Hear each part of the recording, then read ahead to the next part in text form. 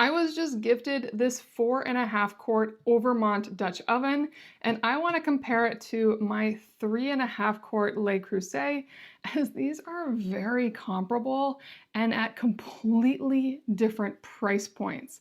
So let me go over the differences here. To start off with, these are both cast iron Dutch ovens with an enamel exterior, and the enamel can come in a variety of colors. I cannot get over how stunning these are and how comparable they are in the coloring. And the tops are remarkably similar. As you can see, Le Creuset has their label on their stainless steel handle. They used to have black handles, but they switched to these a couple years ago. And this top has these beautiful lines and the branding. And on the underside of the Le Creuset, you can see that this is a 22 centimeter, which is a 3.5 quart, made in France. Easy twist top. You can remove that if you want. And while the edges, while rough, are exactly what I want here, that is just the raw cast iron, and that goes very cleanly onto the pot. Now with the Overmont, you get that same handle. Theirs is larger. It actually feels really nice to grip onto.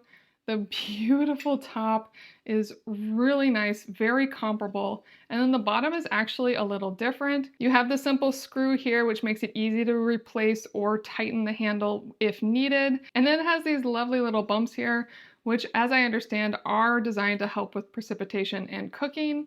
And it also has that cast iron edge, very similar. Now the Le Creuset has the beautiful handles on the sides.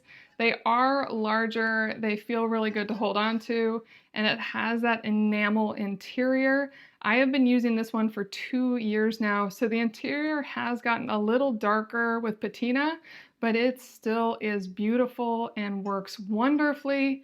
And it has the heft to it, as this base is beautifully designed for very even cooking. And as you can see on the bottom, it has the final labeling letting you know that this is made in France.